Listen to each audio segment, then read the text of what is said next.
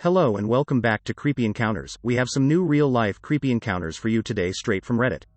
Please like and subscribe to the channel if you enjoy the videos and keep you windows locked in today's video. Redditors who work at remote places like forest officers, oil rig workers, etc. What creepy things have you noticed while at work? I worked at a public forest. One day we had someone report a dead animal on the side of one of our trails. A few of us from the front desk hiked out to see what it was. It looked like a giant piece of liver maybe? Just a pile of smooth red meat, no blood around.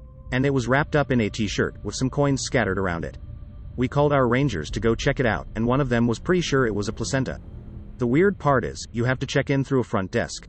So someone either snuck a placenta, liver in or gave live birth, removed an organ on our trails. We never got an answer on what the pile of meat was, how it got there, or why. I work on North Sea oil rigs on an ad hoc basis, off the coast of Scotland. Wouldn't say anything was particularly paranormal creepy, but it can be very unsettling, weird place. Fog can come rolling in out of nowhere, and other rigs you can see off the sides can disappear in front of your eyes. Sometimes you can't see the walkways 6 feet in front of you, or if you're walking over grading you can't see the sea below your feet, about 60 meters down from Feck to sea, but you can hear it, albeit muffled. The fog can roll in over the course of a few minutes too, so a perfectly clear day becomes pea soup. You can also feel the rig moving, swaying on high winds, rough seas. Even though it's a fixed leg platform. Very unnerving to feel your office swaying when it shouldn't be.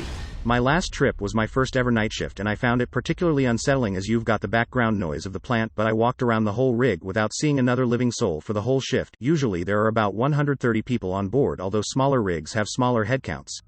Usually once a trip I am hit by this awareness that you are just very isolated and in the middle of nowhere. Most rigs I've worked on are an hour's chopper ride from land. So if things go wrong it can escalate very quickly. During college that was located away from major cities, the woods were all around us. That being said, there was a highly rated trail, the Loyalsock Trail, which was about an hour drive from the university. I invited a friend to come with me as he had never been on an extended backpacking trip. A 50-plus mile trail that we intended to backpack over the 4-day weekend. I am an Eagle Scout who has spent countless hours in the woods and went on backpacking trips consistently throughout my college experience. As many have said before me, you get used to the minor, spooky things happening, coyote howls, raccoons in the middle of the night, even the occasional unknown noise. The scariest thing to find in the woods, however, are people. We were about 20 miles into the trail and, being Pennsylvania where the underbrush and trees line the trails pretty densely, I always walk about 100 meters off of the trail to reduce the chances of me disturbing people disturbing me, especially in the early morning when I choose to sleep in. Following that same strategy, my friend and I go out of our way to be in this amazing spot a good ways off of the trail where it would even be difficult to see our flashlights from the trail. This spot was on a peninsula where a creek met a river, meaning there was only one way into our camp and only one way out. We start a fire, cook our food, and drink some, but not enough to get either of us drunk. We put the fire out about midnight and head into our individual tents. All is quiet. It is the fall semester, so leaves are on the ground, the moon is brightly shining through the bare trees, and the air is cool. The only noise is the occasional time when I would hear my friend turn over in his sleep. Then, I hear the voices. The voices sounded very close for being on the trail 100 plus meters away. I check my watch, 3 a.m. Who hikes at 3 a.m.? We are 20 miles in.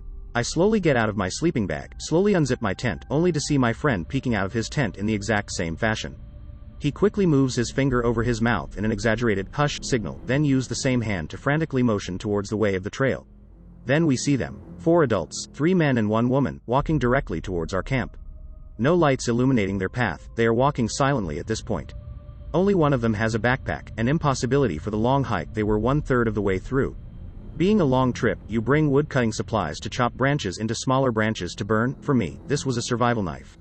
Grabbing the knife, believing it is my only way of defending myself, I am more disheveled than I ever have been, especially knowing that a knife is barely defense at all. These people walk into our site, sit down by our extinguished fire pit, and just sit there for what felt like an eternity. My friend speaks up and asks what they are doing in our campsite. Without answering the question, they ask if we have any food. Having packed as lightly as possible for the long trip, we had only a few extra Mountain House, MRE-style meals. I grab one out of my bag and toss it to one of the men. In rapid succession, I ask why they aren't using a light, if they need help finding the trail, and why they are hiking so late. They respond with the following: "We don't use lights, we know where the trail is, it is better to hike late at night." Unnerved at this point, my friend asks them to leave. They respond by asking if we want to light the fire and hang out for a bit. No, we do not. They grab their bag, get up, and leave without speaking another word. We watch them leave and take shifts making sure that they didn't come back. Needless to say, we both got very little sleep that night. When the sun rose the next morning, we finally got real sleep. By the afternoon, when we woke up, it all felt like a weird dream of sorts. The only evidence was a fuzzy cap that they must have dropped that I have to this day. I have never had something as weird, spooky as that happen in the woods and hope to never have it happen again. In the 8 years since that trip, I haven't been back to the Loyalsock Trail. When I was a kid growing up on the family farm in Poland, we had stories of the Czarna Mara, Black Mara, in our village. It was said that an unknown young lady would come to a party, and if you danced with her, she would later sneak into your bedroom and rape and kill you. One way to defend against her is to cut off a horse's mane, cover it in horse shit and hide it under a rock near your house. Apparently she really likes that kind of thing. There was also a way to discover her at the party. If you were able to see the unknown girl's bare back and she had whip marks, then it was the Czarna Mara. If discovered, she would flee and you'd never see her again. All this was back in the early 80s and I was very young, so I'm not sure if they just told these stories to scare kids or if it was a legend people believed. Either way, I was scared. Don't look up trees when you are out walking at night. A virgin ghost that will suck the life out of you sits up there waiting for you to look up. When a person is asleep, their soul leaves their body. If you paint or draw on a sleeping person's face, their soul will not recognize them and be unable to jump back into the body. The Brothers Grimm collected stories of folklore throughout Germany during the 19th century. Amongst them are plenty of famous and often dark fairy tales. One example is the famous story of the Pied Piper of Hamelin. During the 13th century, the city of Hamelin suffered from a great rat plague. The people of Hamelin were out of their wits. One day though, a stranger in colorful clothes appeared and promised them to rid them of the rats for an appropriate payment.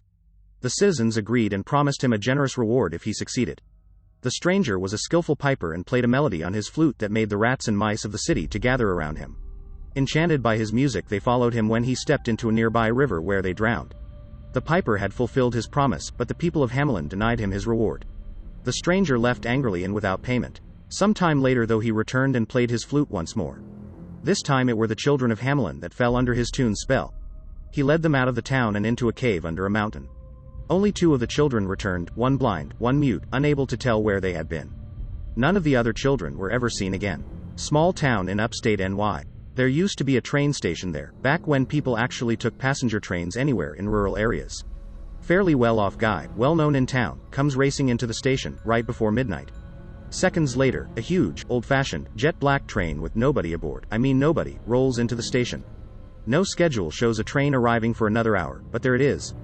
Guy runs through the booth and jumps onto the train. Train rolls off into the night. Nobody ever saw him again. Situation. I never thought I'd be locking eyes with another dude while he's gripping his dong when I began this honorable pursuit. With the current situation, I mustered my best attempt at displaying my annoyance. It somehow came out as an apology followed by, "I keep hearing tapping noises." He hadn't said anything yet, but at that exact moment, I realized that his elbow, that which belonged to the fapping arm, is resting right on the wall, probably banging on it over and over and over. I didn't wait for a reply. I nodded my head, kind of rolled my eye and walked away. It will never be easy trying to avoid a big guy like him every day in the same sleeping quarters. Used to be a supervisor for a janitorial company, and a couple times a week I had to go to a middle school and clean their hallway floors and gymnasium with a Zamboni-type vehicle that mopped and scrubbed the floor. When I was there, I had the whole school to myself. Used to get finished quickly and go to the library and read while eating my dinner. Well, one morning after being there, I get a call from school security and they want me to come in. When I get there, I see a police car too. I think. They ask me a few questions like, "Did you notice anything out of the ordinary or strange while you were here last night?" No, I hadn't. Usually have headphones in. Security then shows me camera footage of someone breaking into one of the classrooms while I was riding the Zamboni not far away. I was there for another 2 hours. Nothing was stolen. But the worst part was they didn't have footage of the person leaving, they didn't go out the way they came in, and police had to sweep the entire school. Never did find out what happened with that one. We were wrapping up for the day in northern Canada. I am fueling up the side boom. I am all by myself at this point cause I was tired of listening to the laborers whine of the cold, so I told them I would take care of the rest. Think bulldozer with no blade but a giant metal boom on the side that we use to razor and lower pipe. It's February, so pitch black. I keep hearing some weird sound.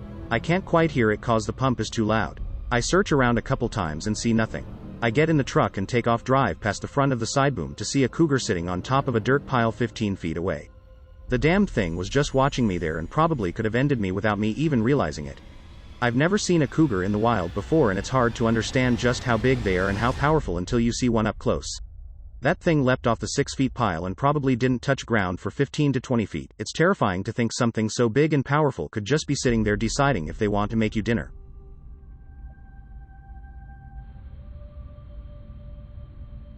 I hope you enjoyed the video. Please like and subscribe for more real life creepy encounters around.